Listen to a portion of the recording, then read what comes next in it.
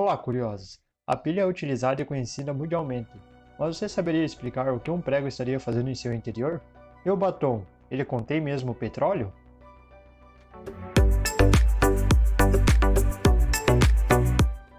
Devido a essas dúvidas, nós aqui do Minutos de Curiosidades decidimos descobrir junto de vocês como é feito os produtos do nosso dia a dia. E com certeza você já deve ter passado por aquela paixão de comer miojo, saboreando aquele caldinho de dar água na boca. Mas quais são os seus ingredientes? Antes de ir ao nosso primeiro item da lista, deixe aquele like caprichado pra gente. Miojo. Conhecido por sua facilidade na hora do preparo, o miojo é um excelente alimento no requisito de economia e praticidade, o que deixou famoso até nos dias atuais. Desde seu surgimento, existem diversos temperos de sabores e formas variadas, como é o caso do miojo em copo. Porém, apesar de todos esses pontos positivos, o miojo divide opiniões. Há aqueles que evitam devido a seus ingredientes duvidosos, e outros que o procuram por ser um prato de rápido acesso. Bom, a história do nosso querido miojo começa lá em 1958, sendo lançado primeiramente no Japão. A ideia seria uma solução para os problemas de abastecimento que o país enfrentava após a Segunda Guerra Mundial. No entanto, aqui no Brasil ele só foi conhecido e comercializado em 1965. Mas assim como qualquer alimento, principalmente o industrial, o miojo quando consumido em excesso pode fazer mal à saúde. Por isso é bom manter a moderação. Contando um pouco de sua história, agora vamos ao que interessa. Como esse famoso macarrão instantâneo é fabricado? Os ingredientes utilizados no preparo do macarrão instantâneo são a farinha de trigo, água, sal, goma aguar e sais alcalinos. Primeiramente, o sal e a goma aguar são dissolvidos em água. Em seguida, será adicionada a farinha de trigo para todos esses ingredientes serem bem misturados. Depois, essa massa ficará por um tempo em repouso. Essa primeira etapa da nossa massa instantânea passará por um cilindro onde será laminada para obter uma espessura bem fina. Após ser laminada, a massa vai para o cortador para já ganhar sua característica tão conhecida que é o formato em noodle, com todas as suas curvinhas. Assim, a massa já cortada é levada ao fogo para que seja cozida através do vapor. Na próxima etapa passará por um processo de secagem, para que fique totalmente seco. A nossa massa ainda terá mais um processo que será sua fritura em óleo vegetal. Esta fritadeira terá seu óleo quente numa temperatura de aproximadamente 150 graus. Depois de todo esse processo, desde seu início com a goma aguar, a massa será resfriada uma última vez e estará prontinha para receber suas embalagens.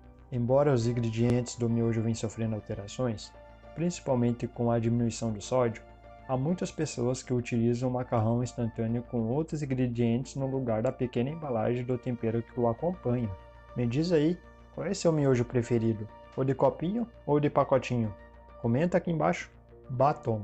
O batom é um dos principais itens de beleza da mulher, dando contraste e cor a seus lábios.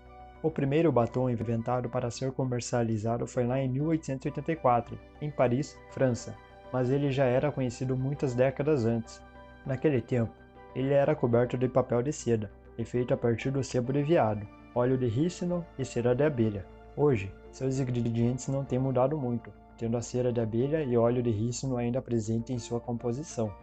Enfim, para a fabricação do batom, para que sua estrutura permaneça firme, são utilizados uma combinação de 3 tipos: cera de abelha, cera de candelila e cera de carnaúba. Embora tenha inúmeras ceras de origem natural, a composição do batom também leva óleo de rícino e cera derivadas do petróleo. Agora, para chegarmos à tonalidade desejada do batom, seja ela mais marcante, mais cremosa, cintilante ou tipo mate, é utilizada uma mistura variada de pigmentos e corantes. Como já aprendemos quais são esses ingredientes, como é feito esse pequeno item tão poderoso?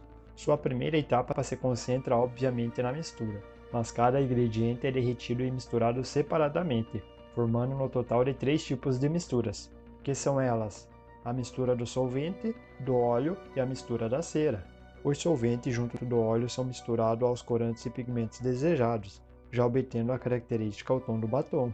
Esta mistura será passada por um cilindro onde será moído, sem deixar nenhum granulado do batom, deixando-o totalmente liso. Agora sim, a massa de ceras ainda quente será adicionada a essa camada até que todo o conjunto esteja consistente. Em sequência é feita a moldagem do batom. A massa anteriormente será despejada em moldes divididos, onde o batom será colocado em seus tubos mundialmente conhecidos. Mas ainda não acabou.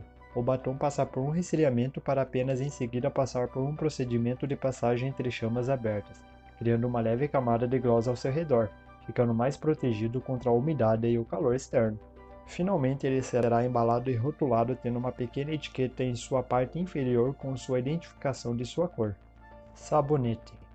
O sabonete sempre esteve presente em nossa vida, sendo essencial para a limpeza corporal, assim como o sabão comum. Para a composição desse item valioso para retirar sujeira, são utilizados ingredientes básicos como a gordura, carbonato de sódio, óleo e, é claro, a essência. O processo para que esses ingredientes formem um sabonete sólido é muito simples. Esse processo se chama reação de saponificação. Explicando resumidamente, nessa reação, o óleo ou a gordura reagem como um componente básico, a álcalis formando um tipo de sal e também tendo formação de glicerina que são importantes para a função de limpeza. Para a essência, criar um odor agradável é utilizar uma mistura de substâncias funcionais de alcoóis, estéreis e cetonas, além de terpenos. Pilhas. As pilhas estão presentes em todos os lugares. São responsáveis por dar energia ao controle de TV, relógio, brinquedos e inúmeros outros objetos. Para começarmos, a pilha originou-se em 1800, criada por Alessandro Volta, mas foi apenas em 1949 que ela começou a ser comercializada. Mas aposto que você não sabia que dentro da mesma possui um prego. Ora, mas como assim um prego? Basicamente, a origem da eletricidade de uma pilha é causada por dois eletrodos onde reagem em conjunto, e para que essa energia seja transferida para o controle do seu videogame, será necessário um prego, mas não um prego comum. Em cada prego será acrescentada uma quantidade de aço, criando uma cápsula, algo essencial para que a pilha funcione. Mas apenas esse prego não basta, ele precisa de energia, e isso é fornecido facilmente com o zinco que libera eletrodos facilmente. O zinco é derretido, e após esse processo ele será centrifugado até virar um pó sendo acrescentado até a nossa pilha. O esqueleto da nossa pilha está pronto. Temos o prego, o zinco e faltará apenas mais um eletrodo que será o dióxido de manganês. Assim como todas as pilhas, é necessário o positivo e o negativo para funcionar essa energia. Porém, dois eletrodos não podem entrar em contato um com o outro. Por isso, é preciso laminar o zinco com um tipo de papel que será uma proteção para que não ocorra essa aproximação. O dióxido de manganês recebe uma mistura com o pó de grafito, para que ele recolha os elétrons do zinco. Esta mistura é moldada em cilindro onde será acrescentada pequenas quantidades líquidas de eletrolítico, juntando-se com o zinco e seu prego, finalizando com o seu selamento. Vidro. Quem diria que o vidro fosse simplesmente areia? Claro, não é apenas isso a sua composição. E embora pareça um procedimento complexo fazer com que a areia vire vidro, é muito simples. Acredita-se que o vidro foi descoberto acidentalmente em torno de 7000 a.C. Navegadores perceberam que a areia e as conchas tinham uma reação interessante, quando colocadas em altas temperaturas em suas fogueiras de praia. Hoje em dia, há muitos tipos de vidro, e sua composição varia de acordo com a sua finalidade. Mas basicamente ele é composto por 72% de areia, uma areia super fina, geralmente retirada de fundos de lago, 11% de calcário, 14% de carbonato de sódio, 2% de alumina e 1% de corantes ou descorantes. Como em uma receita de bolo, esses ingredientes são todos misturados e em seguida serão levados em um grande forno onde será derretido, tendo basicamente o vidro pronto. Ainda quente, o vidro é direcionado a seus moldes, onde poderá ser um copo, bacia ou uma tampa. Depois disso, a peça de vidro é recozida, devendo ser resfriada lentamente até a temperatura ambiente, o que é fundamental para deixar o vidro mais resistente. Você já conhecia a forma de fabricação desses itens que citamos anteriormente? Poderia imaginar que o batom contém petróleo? Tem muita coisa por aí que nem imaginamos quais são seus ingredientes. Um exemplo é a Coca-Cola, onde ninguém sabe sua verdadeira receita, mas esse é um tema para outro vídeo. Deixe nos comentários qual tema gostaria que abordássemos por aqui. Não se esqueça de se inscrever e ativar o sininho de notificação para não perder os próximos vídeos.